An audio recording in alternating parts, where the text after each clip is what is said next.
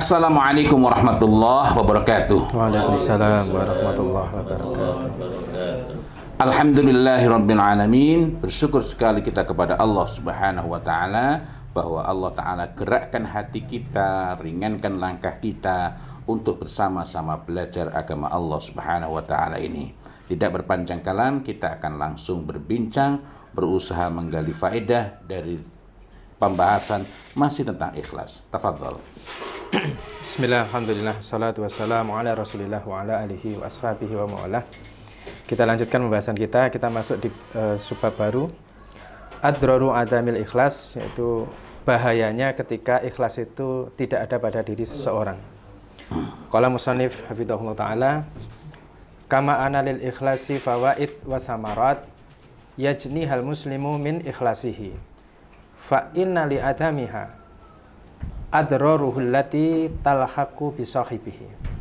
Sebagaimana bahwasanya ikhlas itu punya faedah dan buah-buah yang seorang muslim itu bisa mendapatkan dengan keikhlasannya itu, maka begitu pula ketika ikhlas itu tidak ada pada diri seseorang muslim, maka bahayanya itu akan menimpa orang tersebut. Wa min tilkal adrari, di antara bahayanya adalah sebagai berikut. Yang pertama, adamu dukhulil jannah. Orang yang tidak ikhlas itu dia tidak akan masuk surga.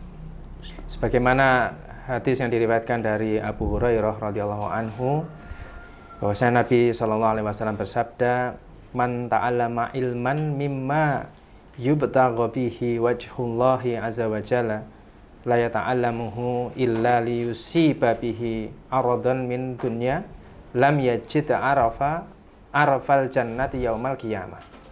Siapa yang mempelajari ilmu, yang dengan ilmu itu mestinya dia mengharap wajah Allah, tetapi dia tidak mempelajari ilmu itu kecuali hanya demi mendapatkan harta dunia, maka dia tidak akan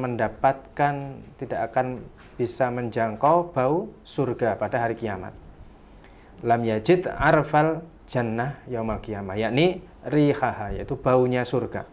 Padahal aroma surga itu bisa tercium dari jarak yang sangat jauh. Sehingga ketika dia baunya saja tidak mendapat, berarti dia tidak ada di dalam surga itu. Itu yang pertama. Yang kedua, ketika keikhlasan itu tidak ada pada diri seorang muslim, maka dia itu akan dukhulun nar yaumil qiyamah, masuk dalam neraka pada hari kiamat. Sebagaimana hadis yang diriwayatkan dari Abu Hurairah radhiyallahu anhu, beliau berkata, sami'tu Rasulullah sallallahu alaihi wasallam yaqul. Aku mendengar Rasul sallallahu alaihi wasallam bersabda, inna awalan nasi yughda yaumal qiyamati alaih.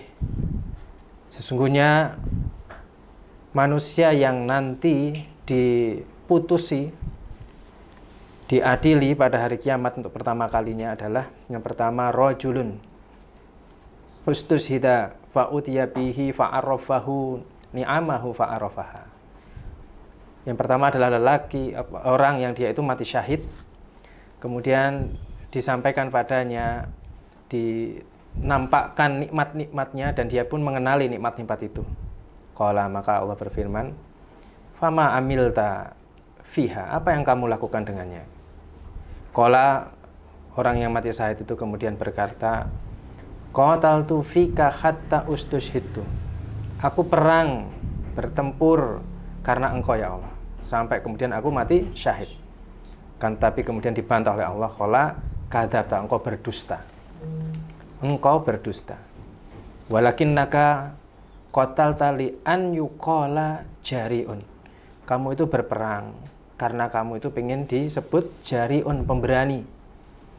Faqat kila, dan itu sudah dikatakan. Maksudnya orang-orang sudah menyebutmu pemberani, sudah memujimu sebagai pemberani. Summa umira bihi fasuhiba ala wajhihi hatta ulqiya finnar. Kemudian diperintahkan agar orang itu diseret ala wajhihi, di atas wajahnya. Hatta ulqiya finnar, kemudian dicampakkan ke neraka. Kita perhatikan di penggalan kalimat yang ini. Jadi kenapa dikatakan fasuhiba ala wajhihi, di atas wajahnya? Karena ketika seorang itu dia beramal soleh dan dalam rangka untuk mencari muka di hadapan manusia, maka muka itu menjadi simbol kehormatan dia. Menjadi simbol kehormatan dia. Dia kelihatan, dia nampak kehebatannya, maka ketika Allah kemudian menghinakan dia di akhirat, dia diseret di atas wajahnya. Wajah yang selama di dunia itu dia muliakan, itu diletakkan di tempat yang lebih rendah dari telapak kakinya, yaitu di sesuatu yang diinjak oleh telapak kaki. Ini bentuk penghinaan dan ini adalah ancaman yang sangat berbahaya, yang sangat berat bagi kita semua. Kemudian warajulun, itu tadi yang pertama, itu orang yang mati syahid. Tapi dia berjihad bukan lillahi ta'ala, tapi dalam rangka mencari muka di hadapan manusia. Yang kedua, warajulun ta'allamal ilma wa 'allamahu wa qara'al Qur'an. Orang yang dia mempelajari ilmu dan mengajarkannya, dan dia membaca Al-Quran. Fa'utiya bihi fa'arrafahu ni'amahu fa'arrafaha. Maka didatangkan padanya, ditunjukkan padanya nikmat-nikmatnya, dan orang itu pun mengenali nikmat-nikmat yang Allah tunjukkan itu. Qala fama amilta fiha, apa yang kamu lakukan dengannya? Qala, orang itu pun menjawab, ta'allamtul ilma wa 'allamtuhu wa qara'tu fikal Qur'ana. Saya mempelajari ilmu dan mengamalkannya, juga membaca Al-Qur'an demi engkau, ya Allah. Tapi kemudian dijawab, dibantah oleh Allah, kadzabta, engkau berdusta.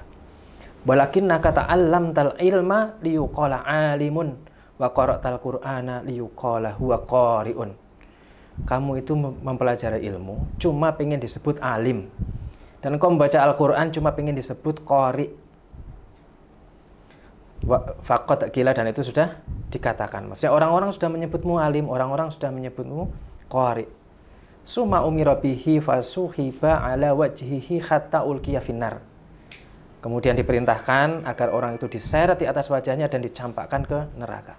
Kemudian yang ketiga, warajulun wasa'allahu alaihi wa'atahu min asnafil mali kullih fa'utiya bihi fa'arrafahu ni'amahu fa'arrafaha. Seseorang yang seseorang Allah luaskan, lapangkan padanya, Allah berikan berbagai macam jenis harta seluruhnya, kemudian disampaikan padanya dan dia dipaparkan padanya nikmat-nikmat itu, dan dia mengetahuinya, dia mengenalinya nikmat-nikmat yang dijanjikan padanya itu. Qala, kemudian Allah berkata, fama amilta fiha, apa yang kamu lakukan dengannya? Qala, orang itu menjawab, ma taraktu min sabilin tuhibbu an yunfaqa fiha illa anfaqtu fiha lak. Katanya, tidaklah saya tinggalkan satu pun kesempatan yang di situ itu didorong untuk berinfak, kecuali saya pasti berinfak di kesempatan itu. Maksudnya ketika setiap kali ada kesempatan yang kita itu didorong untuk berinfak, maka dia berinfak di situ. Dan tidaklah saya berinfak kecuali saya berinfak untuk engkau, ya Allah. Qala, maka kemudian Allah berfirman, kadzabta, engkau dusta, engkau berdusta. Walakinnaka fa'alta liyuqala huwa jawadun. Kan tetapi engkau itu berinfak itu semata-mata hanya ingin disebut engkau dermawan. Faqad qila, dan itu sudah dikatakan, engkau sudah disebut dermawan, dipuji dermawan. Summa umira bihi fasuhiba ala wajhihi summa ulqiya finnar. Maka kemudian diperintahkan agar orang itu diseret di atas wajahnya dan dicampakkan ke neraka. Maka pelajaran besar yang kita petik dari hadis ini, kita perhatikan kata-kata kadzabta. Di tiga orang ini semuanya mereka beramal soleh, mereka merasa baik-baik saja, aman. Akan tetapi ternyata ketika Allah tanyakan, kenapa kamu mengamalkan itu? Dan dia merasa dia beramal karena Allah, Allah bantah dengan kadzabta. Karena Allah Maha Tahu. Allah Maha Tahu apa yang tersembunyi pada diri setiap hambanya.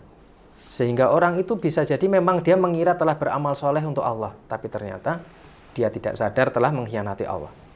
Dia telah memalingkan amal itu dalam rangka mencari ridho manusia. Dan Allah Maha Tahu dan Allah tidak butuh amal yang seperti itu, sehingga dia dicampakkan di neraka. Maka kita akan lihat bagaimana salafus soleh ketika mendengar hadis ini, dan itu akan kita dapati pada diri Abu Hurairah. Wa kana Abu Hurairah radhiyallahu anhu kullama arada tahdisa bihadzal hadis yughsha alaihi min haulihi. Kita dapati Abu Hurairah setiap kali beliau ingin menyampaikan hadis ini, beliau itu pingsan karena takut. Beliau pingsan karena ngeri. Fa'an Sufyan al-Asbahi anahu dakhala Madinah fa idza huwa birajulin qad ijtama alaihi nas. Ada seseorang bernama Sufyan, ketika beliau itu masuk ke Madinah, beliau dapati ada seseorang yang dia itu dikelilingi oleh banyak orang. Faqala man hada, dan dia bertanya siapa orang ini? Faqalu, maka orang-orang yang ditanya itu menjawab Abu Hurairah. Beliau Abu Hurairah. Fadana itu minhu hatta qa'attu baina yadayh. Maka aku pun berusaha mendekat, kata Sufyan. Aku berusaha mendekat sehingga aku bisa berada di hadapan beliau. Wa huwa yuhaditsun nasa, dan waktu itu beliau sedang berbicara kepada orang-orang. Falamma sakata wa khala qultu lahu. Maka ketika beliau sudah selesai berbicara, maka aku bertanya padanya. Aku berkata kepada beliau, yaitu Abu Hurairah. Ansyadaka bihaqqin wa bihaqqin lama hadastani hadisan sami'tahu min Rasulillah sallallahu alaihi wasallam aqal tahu wa alim tahu. Saya mohon dengan sebenar-benarnya, sampaikanlah hadis, satu hadis yang Anda mendengar dari Rasul sallallahu alaihi wasallam, Anda memahaminya dan Anda mengetahuinya, Anda alim, paham tentang hadis itu. Faqala Abu Hurairah, maka kemudian Abu Hurairah berkata, af'alu, saya akan lakukan. La uhaddisannaka hadisan haddasanihi Rasulullah sallallahu alaihi wasallam aqaltuhu wa alimtuhu. Saya akan lakukan. Saya akan sampaikan satu hadis yang Rasulullah sampaikan padaku dan aku paham tentang hadis itu. Summa nasakha Abu Hurairah nashatan. Kemudian Abu Hurairah pingsan. Setelah mengatakan itu beliau pingsan. Nashatan, benar-benar pingsan. Famakasna qalilan summa afaqa. Kemudian kami jeda sejenak, hening sejenak. Kemudian beliau sadar, Abu Hurairah sadar dan berkata, la uhaddisannaka hadisan haddasanihi Rasulullah sallallahu alaihi wasallam fi hadzal baiti ma ana ahadun ghairi wa ghairuh. Kata beliau, sungguh benar-benar saya akan sampaikan, aku akan sampaikan padamu satu hadis yang Rasulullah sampaikan padaku di rumah ini. Tidak ada satu orang pun bersamaku dan bersama beliau. Artinya hanya beliau berdua, Rasul dan Abu Hurairah. Summa nasaqo Abu Hurairah nashatan syadidatan. Setelah itu Abu Hurairah pingsan lagi, dengan kadar pingsannya itu lebih parah, lebih berat. Summa afaqa, kemudian beliau sadar. Famasaka wajhahu faqala la uhaddisannaka hadisan haddasanihi Rasulullah sallallahu alaihi wasallam wa ana wa huwa fi hadzal bait ma ma'ana ahadun ghairi wa ghairuh. Ketika beliau sadar, kemudian beliau mengusap wajahnya dan berkata, sungguh benar-benar aku akan sampaikan satu hadis kepadamu yang Rasul sampaikan kepadaku, dan aku dan beliau di rumah ini tidak ada satupun orang bersamaku dan bersama beliau. Summa nazagha Abu Hurairah nazghatan syadidatan. Kemudian Abu Hurairah pingsan lagi. Summa mala kharon ala wajhihi. Kemudian beliau itu pingsan dalam posisi tertunduk, wajahnya itu menunduk. Fa asnadtuhu alayya tawilan. Maka kata Sufyan, Abu Hurairah aku sandarkan padaku itu dalam beberapa lama gitu. Disandarkan beliau Abu Hurairah disandarkan ke tubuhnya atau ke badannya Sufyan itu beberapa waktu. Summa afaqa, kemudian Abu Hurairah sadar. Faqala, kemudian Abu Hurairah berkata, haddasani Rasulullah sallallahu alaihi wasallam. Rasul menyampaikan padaku wa haddasa bimisli hadis sabiq, yaitu hadis yang kita baca tadi itu. Itu yang disampaikan oleh Rasul kepada Abu Hurairah. Wa fi akhirihi, dan di akhir hadis tersebut, summa doroba Rasulullah SAW ala rukbatai faqala. Kemudian Rasul menepuk lututku, kedua lututku, sambil bersabda, ya Abu Hurairah, wahai Abu Hurairah, ulaika salah satu awwalul khalqi. Ulaika salah satu awwalul khalqillahi tusa'aru bihim naru yaumal qiyamah. Mereka itu tiga makhluk yang pertama kali Allah didihkan neraka pada hari kiamat. Jadi Allah Subhanahu wa taala mendidihkan neraka pertama kali pada hari kiamat itu bukan kepada bermocorah, bukan pada ahli zina, tapi justru pada orang-orang yang beramal saleh. Maka kata beliau, kata penulis hafizahullah taala, fannaru la tusa'aru awwalun ma tusa'aru bil qatil wazani wasarik wasyari bil khamr bal tusa'aru biqari'il Qur'an wa mutasaddiqin wa mujahidin wa kulli dzalika bisababi riya. Tetap katanya neraka itu tidak dipanaskan pertama kali untuk orang-orang, untuk pembunuh, untuk tukang zina, pencuri atau peminum khamr, bukan untuk mereka. Tetapi neraka itu pertama kali dididihkan, dipanaskan justru untuk pembaca Al-Quran, orang yang ahli sedekah, orang yang berjihad. Kan, tapi semua itu mereka itu kenapa? Karena mereka riya.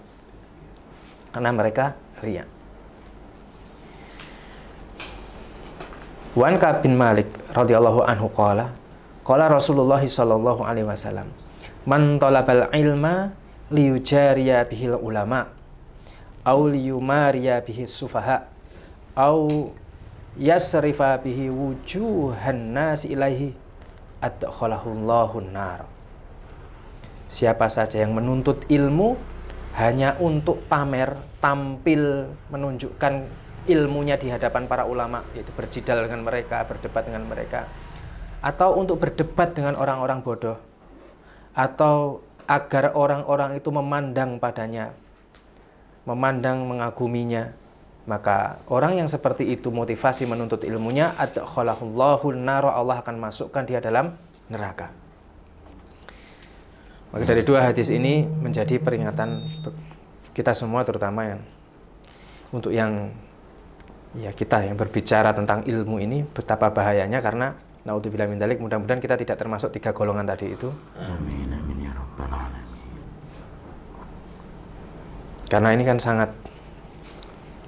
sangat lembut nih, maksudnya soal keikhlasan sangat samar. Kita tidak tahu apa yang kita lakukan ini benar ikhlas atau tidak. Makanya kita mohon pada Allah, mudah-mudahan Allah karuniakan kepada kita, Allah mudahkan kita untuk ikhlas, beramal dengan ikhlas, dan Allah terima setiap amal soleh kita,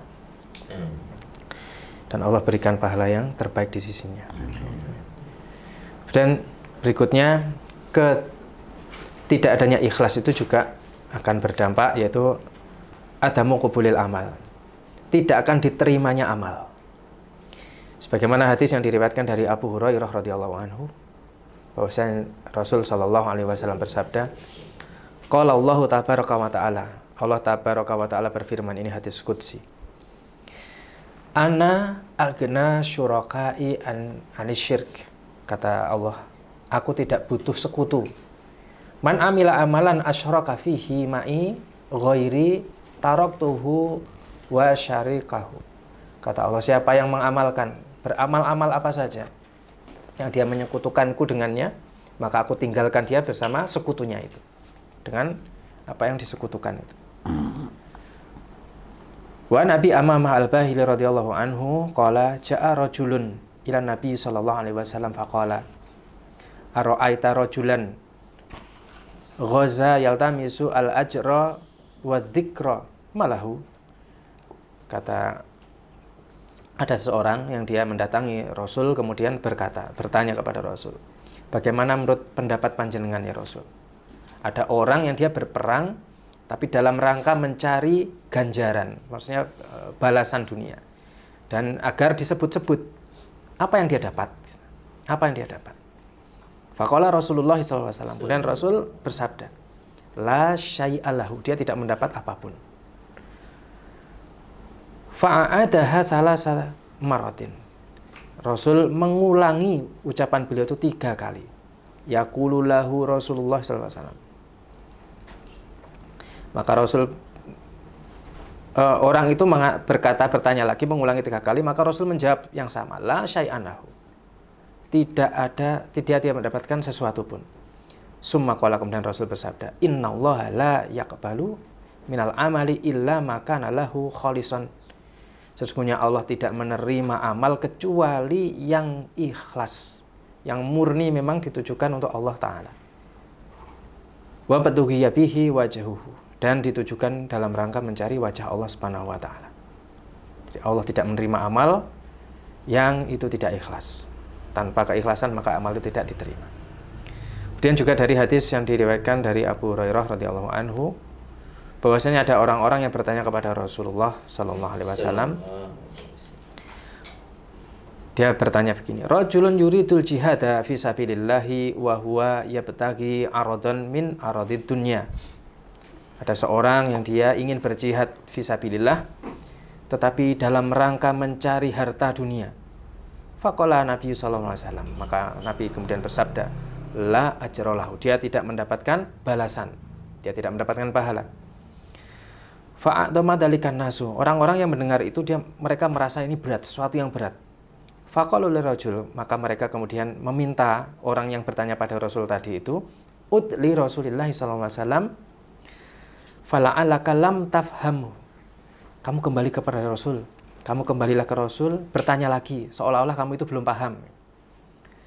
Faqala ya Rasulullah, rajulun yuridul jihad fi sabilillah wa huwa yabtaghi aradan min aradid dunya. Kemudian dia menyampaikan hal yang sama, ya Rasul, ada orang dia itu ingin jihad fi sabilillah tapi dalam rangka mencari harta dunia. Faqala, kemudian Rasul bersabda, la ajrolahu, dia tidak mendapatkan pahala, tidak mendapatkan balasan dari sisi Allah. Faqalu, orang-orang yang mendengar itu kemudian meminta lagi kepada lelaki itu, udli Rasulillahi sallallahu alaihi wasallam, kembali kepada Rasul. Faqala lahu salasa, dan menyampaikan itu sampai 3 kali. Faqala lahu, maka Rasul pun menjawab serupa dengan itu, la ajrolahu, tidak ada balasan bagi orang itu.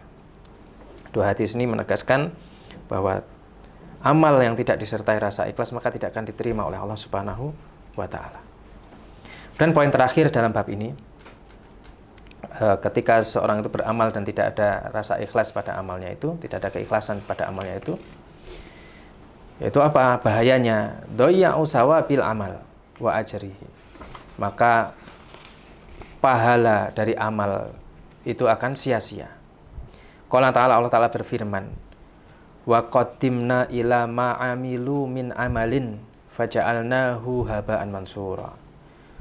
Kami perlihatkan apa yang mereka amalkan, kemudian kami jadikan amal itu haba'an mansura, debu yang berterbangan. Kalau kita baca di misalnya tafsir Jalalain dan tafsir Al-Baghawi disebutkan haba'an mansura itu digambarkan kalau kita lihat di rumah itu ada bias cahaya, matahari masuk ke lewat celah itu, terus nampak ada debu-debu berterbangan. Nah itu haba'an mansura, itu seperti itu. Jadi sesuatu yang sangat kecil, lembut, tipis sekali itu. Jadi sia-sia sekali, tidak ada nilainya. Wa fil hadisil qudsi anna Allah azza wa jalla yaqulu li mura'in. Dalam hadis qudsi Allah Subhanahu wa taala berkata pada orang yang dia itu beramal karena riya, kata Allah, idhabu ilal ladzina kuntum turauna fid dunya. Kalian pergilah. Pergi sana, temui orang-orang yang dulu kalian itu pengen dilihat di dunia. Kalian beramal karena pengen mereka lihat. Kamu temui mereka itu. Fanduru hal tajiduna indahum jazaan. Kamu lihat apakah kamu akan bisa mendapatkan balasan dari mereka. Sana, kamu lihat. Pergi. Jadi orang yang mencari muka, mencari perhatian dari manusia, maka nanti pada hari kiamat diusir oleh Allah untuk menemui orang-orang itu dan meminta pahala dari mereka. Dapat nggak pahala dari mereka? Naudzubillah min dzalik. Itu yang kita baca pagi ini. Ya. Masya Allah, Mudah-mudahan Allah Ta'ala jadikan kita orang-orang yang ikhlas. Dan sesungguhnya kita tidak berdaya sedikit pun, tidak memiliki kuasa sedikit pun tanpa pertolongan Allah Azza wa Jalla. Mudah-mudahan Allah Ta'ala bersihkan hati kita, bersihkan jiwa kita, bersihkan niat kita. Dan mudah-mudahan Allah Ta'ala tidaklah cabut nyawa kita, keluarga kita, sahabat-sahabat kita, serta keturunan kita seluruhnya, kecuali juga dalam keadaan ridha kepada Allah, Allah ridha kepada kita. Wallahu a'lam bishawab. Ihdinas siratal mustaqim. Insyaallah kita akan bertemu pada kesempatan berikutnya. Mudah-mudahan Allah Ta'ala tambahkan ilmu kepada kita dan karuniakan rezeki kefahaman serta menjadikan ilmu ini sebagai ilmu yang manfaat untuk kita semuanya. Assalamualaikum warahmatullahi wabarakatuh. Waalaikumsalam warahmatullahi wabarakatuh.